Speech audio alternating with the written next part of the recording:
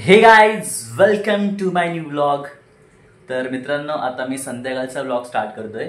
आता मी जस्ट आता लॅबमध्ये सुटेन मी 5 वाजले आता, आणि आता मला दादरला यायचं आहे। आता मी एका पेशंटचं ब्लड ग्रुपसाठी ब्लड कलेक्शन केलं। आता मला परत दादरला, म्हणजे माझ्या वाड्यातला एक दादा आहे योगेश दा, त्याचं कलेक्शन करायचं आहे। तर मी त्यासाठी व्लॉग करतोय, काहीतरी मला कंटेंट पाहिजे यासाठी व्लॉग करतोय। आता इथून मी रिक्षाने स्टेशनला जाईन, वसई स्टेशनला। तिथून मी ट्रेन पकडून दादरला उतरणार, आणि दादरला थोडी आम्हाला चर्चा वगैरे करायची। म्हणजे आमच्या कोकणामध्ये आम्ही दरवर्षी जाकडी नृत्य करतो, त्यासाठी थोडी आम्हाला चर्चा करायची। आणि दादावरला मला ब्लड ग्रुप पण चेक करायचं, त्यासाठी त्याचं ब्लड कलेक्शन करायचं आहे। तर आता मी निघत आहे, बघूया कसं काय होतं ते। थोडा वेगळा एक्सपिरियन्स आहे। वेगळा एक्सपिरियन्स म्हटलं तर थोडंसं वेगळ्या टाईपचं, म्हणजे पहिल्यांदा असं मी ब्लड कलेक्शन करतोय असं इन्व्हायरमेंटमध्ये। तर बघूया कसं काय होतं ते। तर ब्लॉग पूर्ण बघा। डायरेक्ट आपण भेटूया स्टेशनला। मित्रांनो, आता मी इथून निघालोय, आता डायरेक्ट रिक्षा पकडायची, डायरेक्ट स्टेशनला भेटायचं आपल्याला। सुरुवातीला मला रिक्षाच मिळत नव्हती, म्हणून मी 5-10 मिनिटं चालत जाऊन रिक्षा पकडली।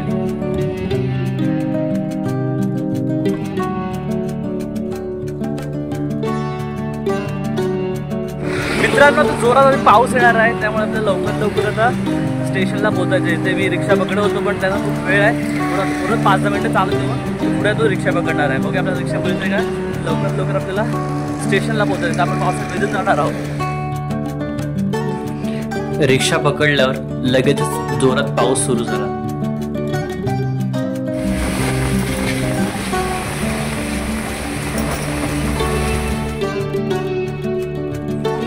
काही मिनिटातच रिक्षाने मी स्टेशनला पोहोचलो।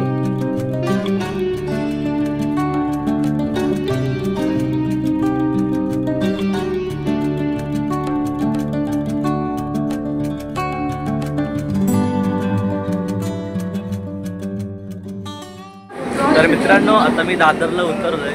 आता मला इथे TC भेटला होता, पण माझ्याकडे तिकीट होती, त्यामुळे काही टेन्शन नाही। आता इथून डायरेक्ट आपण तिथं पोरं येणार, तिथे जाणार आहोत। तर ब्लॉग पूर्ण।